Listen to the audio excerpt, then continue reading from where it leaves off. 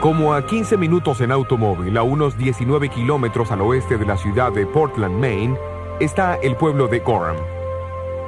Al norte del pueblo está Fort Hill y fue aquí que las mellizas Elena e Isabel nacieron. Sus padres, Roberto y Eunice Harmon.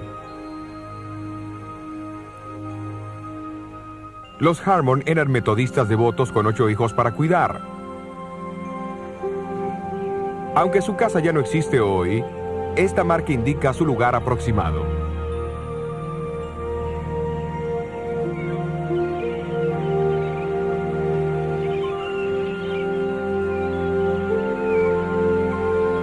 Más tarde, la familia se mudó a la ciudad costera de Portland, donde Robert Harmon continuó con su oficio de hacer sombreros y la pequeña Elena asistía a la escuela de la calle Bracken.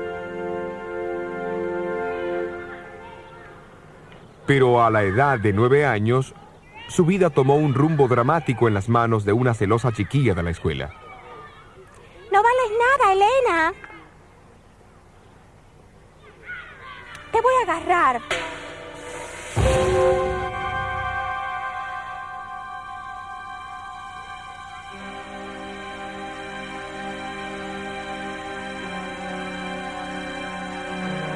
Elena fue llevada a su casa en la calle Clark, donde luego descubrieron que su nariz estaba fracturada y todas las facciones de su rostro habían cambiado. Permaneció en estado de coma por 3 semanas. Al recuperarse un poco, se dio cuenta de la diferencia que su apariencia hacía en la manera que todos la trataban.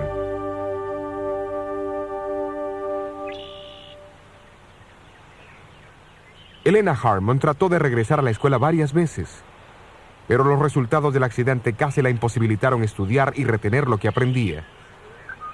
Su mano temblaba tanto que no podía mejorar su caligrafía y con gran disgusto finalmente abandonó todo esfuerzo para recibir una educación formal. Durante ese periodo de soledad y desánimo, pasó muchas horas placenteras aquí en el bosque de Deering Oaks.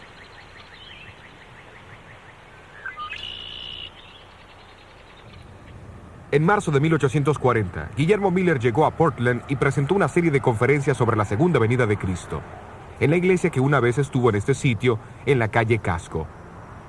La familia Harmon asistió a las reuniones y Elena más tarde escribió sobre Miller. Él trazaba las profecías con una exactitud convincente y mantenía hechizada a la muchedumbre.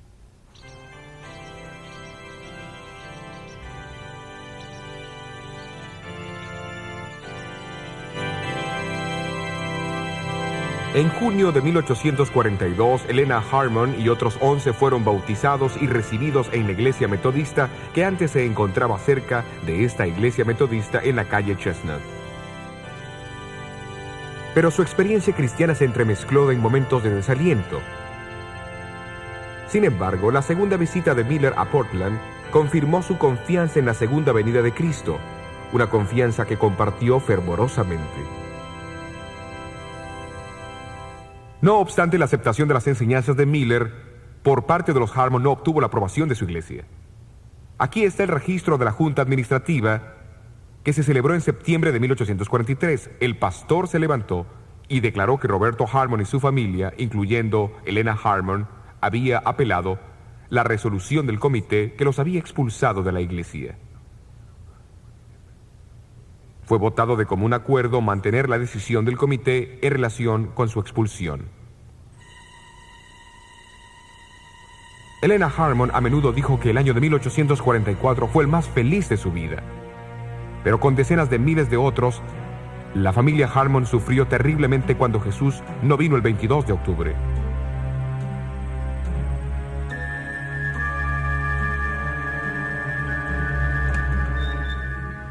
Para diciembre de 1844, la mayoría de los creyentes adventistas abandonaron su confianza en la validez del 22 de octubre. Elena Harmon y sus amigas habían aceptado que el cumplimiento de la profecía de los 2300 años todavía ocurriría en el futuro.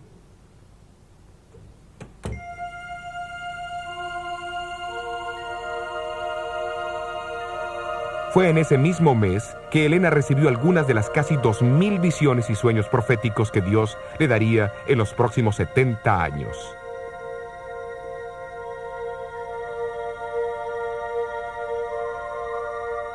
Durante estas visiones, ella quedaba completamente inconsciente de sus alrededores y como Daniel, cuando recibía una visión, no respiraba durante el tiempo de la revelación. Las visiones variaban en duración, de muy corto tiempo hasta casi 4 horas. Algunas le eran dadas en público frente a algunos o hasta cientos de testigos, generalmente acompañadas por un fenómeno físico marcado durante los primeros 30 años de su ministerio, que mostraban a aquellos que observaban una fuerte evidencia que la obra provenía de Dios. Otras visiones le eran dadas mientras oraba, escribía o hablaba, y no eran acompañadas por fenómenos físicos. Sin embargo, durante los últimos 40 años de su ministerio, las visiones proféticas eran a menudo sueños dados durante la noche.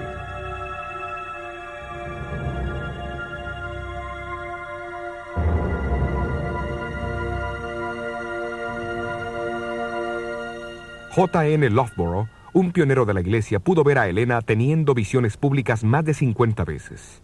Él escribió que al comienzo de la visión la palabra gloria era repetida 3 veces, pero cada vez con más debilidad.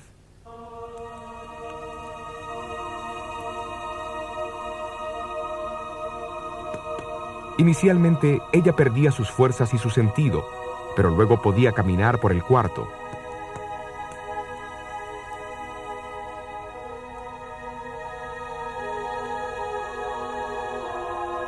A veces hacía gestos con sus brazos y manos, aunque los presentes no podían moverlos de ninguna manera.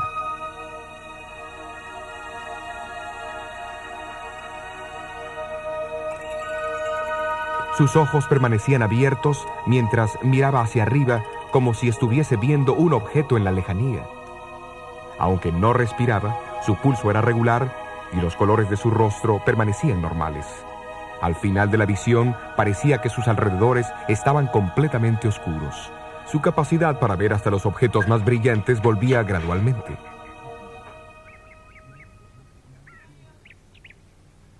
Justamente antes de su primera visión en diciembre de 1844, la salud de Helena empeoró rápidamente.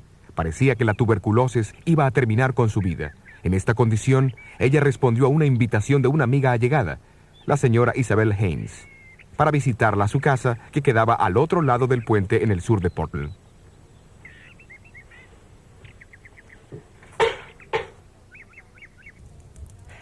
Alabad a Jehová, invocad su nombre, haced notorias sus obras en los pueblos, cantadle salmos, hablad de sus maravillas, gloriaos en su santo nombre, alégrese el corazón de los que buscan a Jehová.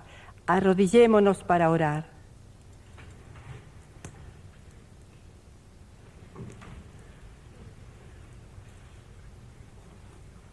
Cierta mañana, 3 mujeres jóvenes se unieron a Helena y a la señora Haynes para el culto.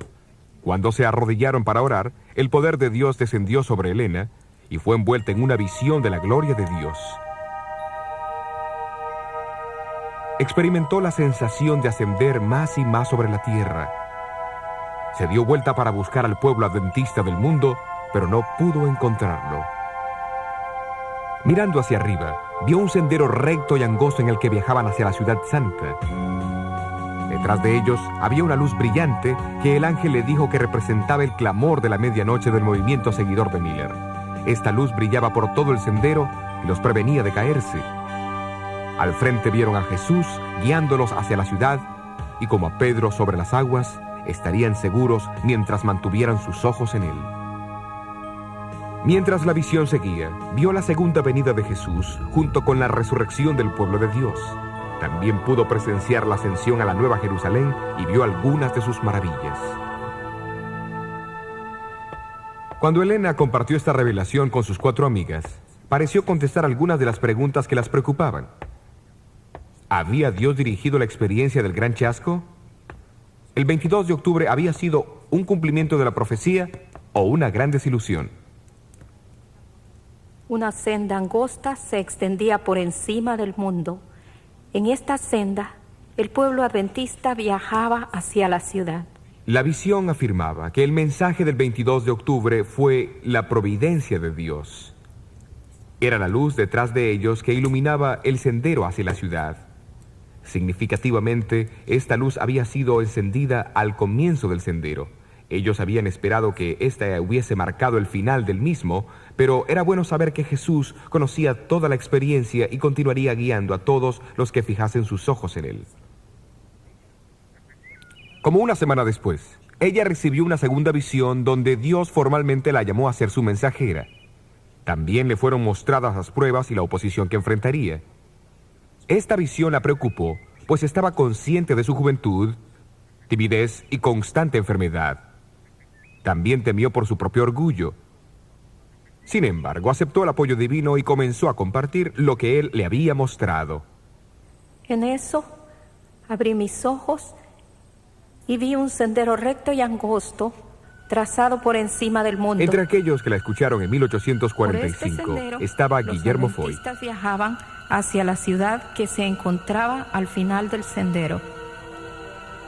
El Señor me mostró esa misma visión. Eso fue justamente lo que vi.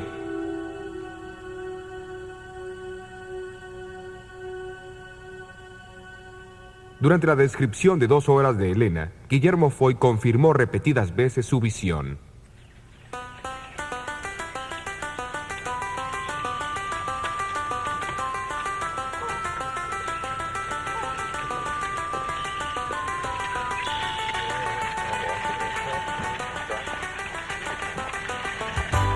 A comienzos de 1845, Elena Harmon viajó al este de Maine para encontrarse con los adventistas de allí. En febrero, mientras visitaba Exeter, recibió una visión significativa. Fue una visión del santuario celestial, donde vio al Padre levantarse del trono y entrar al lugar santísimo. Jesús lo siguió y se presentó ante él como un gran sumo sacerdote para recibir su reino.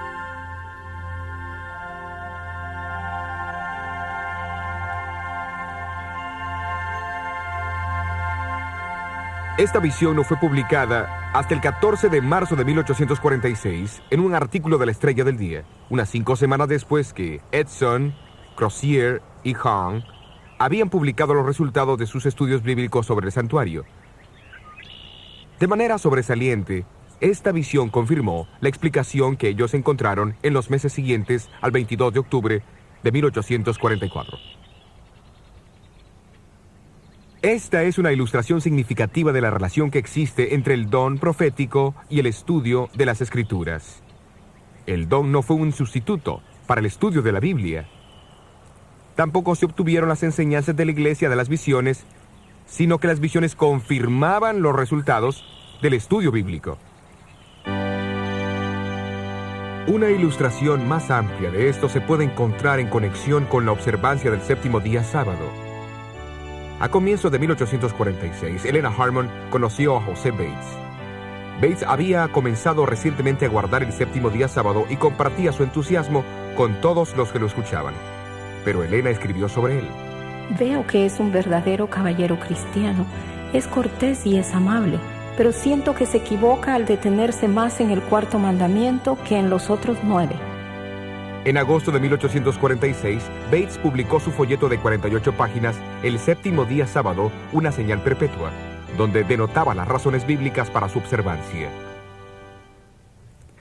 Padre, oramos para que tu Espíritu permanezca con nosotros mientras estudiamos tu santa palabra.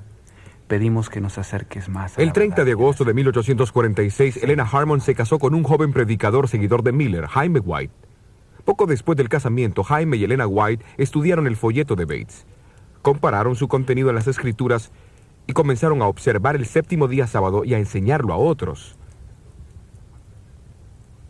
Para ese entonces, había alrededor de 50 guardadores del sábado en Nueva Inglaterra y en el estado de Nueva York. Acuérdate del día de reposo para santificarlo. Algunos meses más tarde, ellos fueron a la casa de Stockbridge Holland, un adventista y exitoso ingeniero civil en Topsham, Maine. Fue aquí a comienzos de abril donde Elena White recibió otra visión del santuario celestial. Después de ver el lugar santo, pasó al lugar del santuario. Allí vio los 10 mandamientos con una silueta de luz enfocada en el 4º mandamiento. Jaime y Elena White ya habían aceptado el sábado, ante la evidencia bíblica. Sin embargo, la visión del 3 de abril de 1847, dada unos meses después que ellos comenzaron a observarlo, confirmó su decisión y los impresionó de su importancia.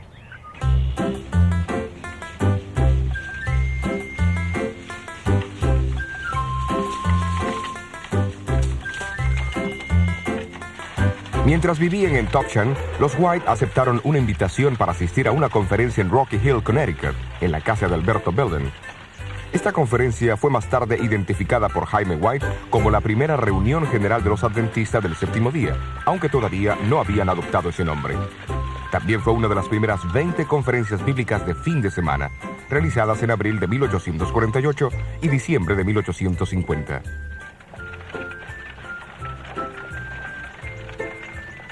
Fue durante estas reuniones cuando las enseñanzas principales de la Iglesia Adventista del Séptimo Día tomaron forma, usando los mismos métodos de Lutero en la dieta de Worms: escritura, razón y conciencia.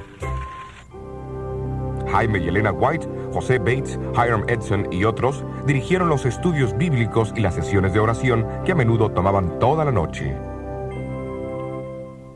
Es importante considerar el papel de Elena White en estas conferencias.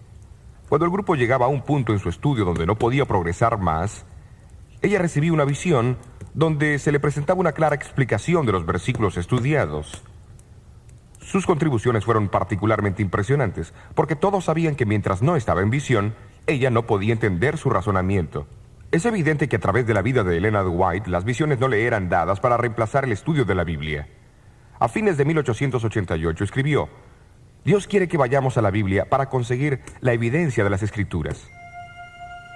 Mientras los pioneros de la Iglesia se unían más y más en los grandes temas que estudiaban, comenzaron a ver la necesidad de publicarlos. Durante una conferencia en Dorchester, al sur de Boston, Massachusetts, en noviembre de 1848, Elena recibió una visión que envolvería a la Iglesia en un programa ambicioso. Después de la visión, Elena le dijo a su esposo que publicara un pequeño periódico y lo entregara a la gente. Desde ese pequeño comienzo, dijo haber visto como rayos de luz que iluminarían al mundo. Era un desafío impresionante para presentarlo a un puñado de pobres y nuevos creyentes. Al siguiente año, en 1849, este pequeño periódico, La Verdad Presente, fue publicado en Connecticut. Jaime White trajo 1000 copias a la casa de Alberto Belden, donde un pequeño grupo oró por la bendición de Dios. Al siguiente año, el periódico fue reemplazado por la revista y Heraldo del Segundo Advenimiento y el Sábado, conocida hoy como la Revista Adventista. Su mensaje es leído en todo el mundo.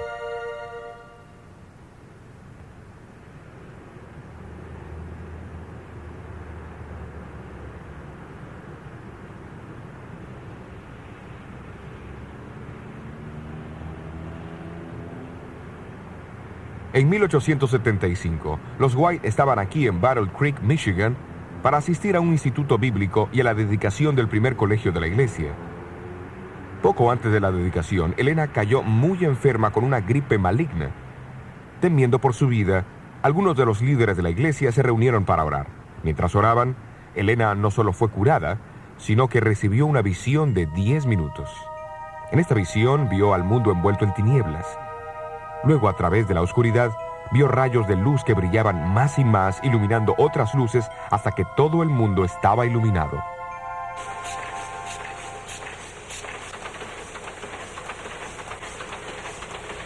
Más tarde, hablando de esta visión, ella mencionó que vio imprentas operando en todo el mundo.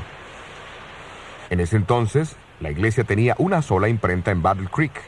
Intrigado, Jaime White la interrumpió y le preguntó si se acordaba de los nombres de los países donde había visto esas imprentas trabajando. No sé los nombres, pero si alguna vez los veo, los reconocería.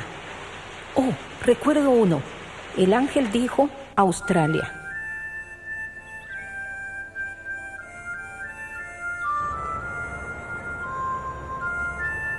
A fines de 1891, Elena White vino a Australia.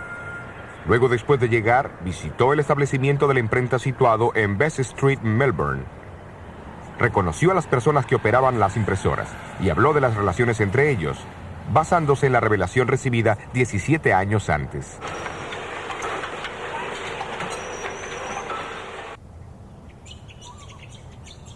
Sin embargo, el don de profecía no solo fue dado para guiar el trabajo de la iglesia y ampliar su visión.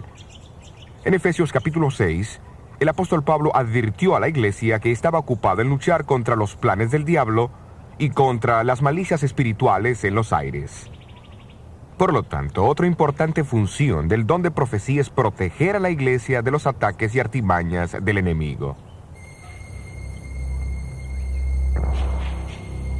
Viajando en carro a 10 minutos de la casa de Hiram Edson, se encuentra el lugar de nacimiento del espiritismo moderno en Hillsville, Nueva York.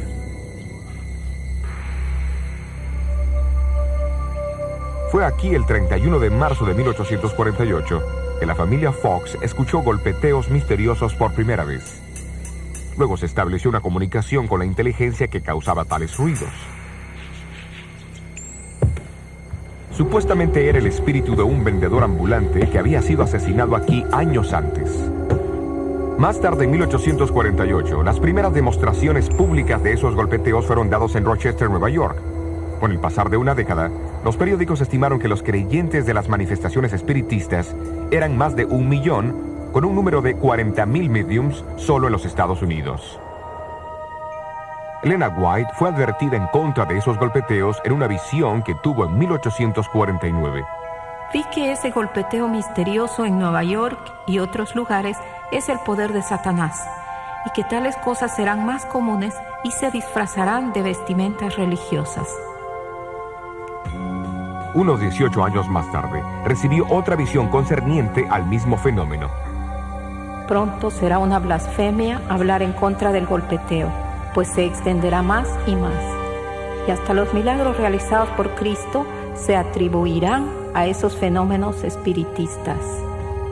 El extraordinario cumplimiento de estas predicciones aparece en este volumen, El Centenario del Espiritismo Moderno, publicado por la Asociación Nacional Espiritista en los Estados Unidos en 1948. Aquí en la página 68 dice: un médium predijo el nacimiento de Jesús, quien en su corta vida en esta tierra realizó los tales llamados milagros, que en realidad eran fenómenos espiritistas. ¿Y qué sobre hablar blasfemias en contra de los golpeteos? Página 34. Ni los sacerdotes ni la prensa deberían hablar mal de esta santa palabra espiritismo, solo con manos limpias y corazones puros. ¿Ha llegado a disfrazarse con aspecto religioso? La página 69 dice: el espiritismo es la venidera religión universal, es la sangre que da vida al cristianismo. En verdad, es el cristianismo y más. Elena White también habló sobre el poder que Satanás tendría de mostrarnos la apariencia de las supuestas figuras de amigos o parientes que sabemos que están muertos. El libro de J.B. Philip, El clamor de la verdad, testimonio de un intérprete, el renombrado intérprete del Nuevo Testamento, cuenta sobre su reunión con el famoso escritor cristiano C.S. Lewis. Lo notable de esta reunión es que ocurrió pocos días después de la muerte de Lewis. Cuando Philip compartió esta experiencia con un obispo, este le dijo que eso ocurriría a menudo.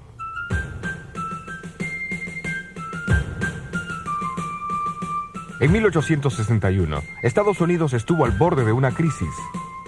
Antes del sábado 12 de enero, 4 estados del sur se habían separado de la Unión, pero nadie esperaba la guerra. No fue hasta 3 meses más tarde que el presidente Lincoln requirió un ejército. Pero Dios conocía el futuro y advirtió a su pueblo de lo que vendría. El sábado 12 de enero de 1861 era una feliz ocasión para la Iglesia Adventista del Séptimo Día de Parkville, Michigan. Su nuevo edificio sería dedicado y varios de los líderes denominacionales estaban presentes, incluyendo a Jaime y Elena White. Por la tarde, cuando estaba por terminar su discurso, Elena White recibió una visión que duró unos 20 minutos. Al ser invitada a contar lo que había visto, ella solemnemente anunció que otros estados se unirían a la separación y habría una terrible guerra. Describió los sonidos y los hechos de las batallas y el sufrimiento de los prisioneros enfermos y heridos en los hospitales. vio hogares agonizando la pérdida de esposos, hijos y hermanos. Entonces, mirando los rostros de la congregación, hizo una pausa. Hay personas aquí que perderán sus hijos en esa guerra. 3 meses después de la visión de Parkville, los primeros tiros fueron disparados y la nación se lanzó a la agonía de la guerra civil. Se perdieron más vidas americanas que en todas las otras guerras combinadas. Como 5 familias de las que estuvieron presentes en aquella tarde de 1861 perdieron hijos en la guerra.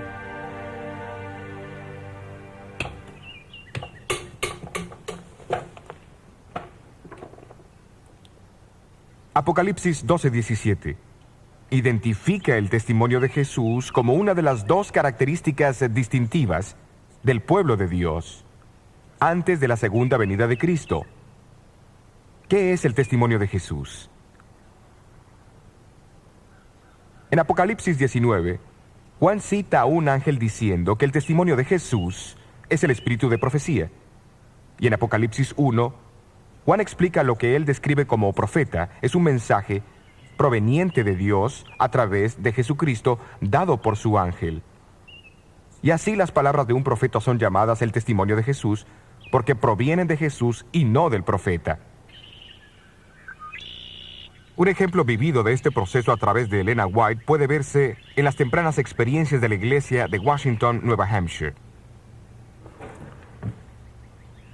Fue aquí, en 1844, donde Guillermo Farnsworth declaró su intención de guardar el 7º día sábado, y aquí se estableció una congregación guardadora del sábado. Pero en los años que siguieron, algunos del grupo comenzaron a perder su fe. El mismo Guillermo Farnsworth volvió a usar tabaco, y otros miembros de mayor edad se volvieron cínicos y criticones. Esto desanimó a varios jóvenes de la iglesia. Se necesitaba algo urgente para restaurar la unidad y la fe de la iglesia.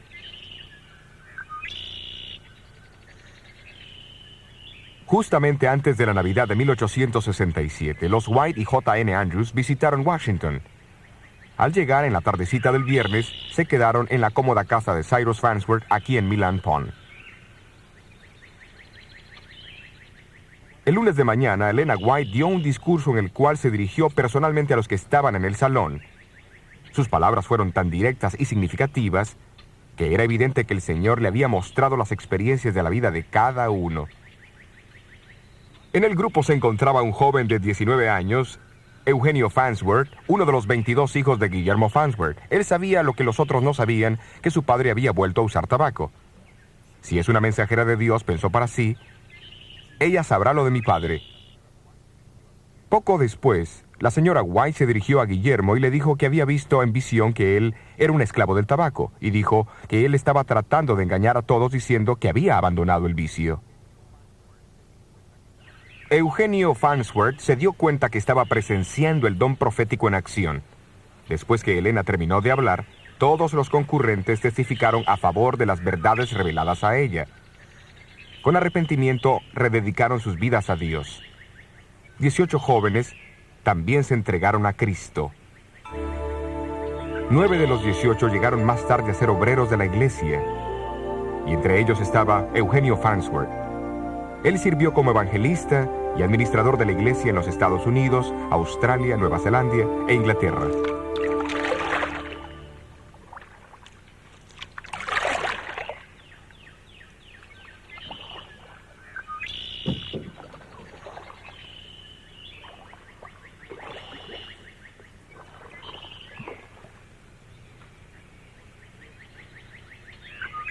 ¿Por qué Dios envió a su mensajera a esa iglesia? ¿Por qué Dios ha dado el testimonio de Jesús o el espíritu de profecía a su pueblo remanente? La respuesta a ambas preguntas es la misma. La respuesta del Antiguo Testamento se encuentra en 2 Crónicas 36:15. Porque Dios tiene compasión de su pueblo.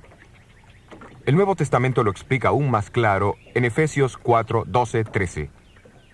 Dios llama a algunos a ser profetas para preparar al pueblo de Dios para obras de servicio, para que el cuerpo de Cristo pueda edificarse hasta que todos alcancemos unidad en la fe.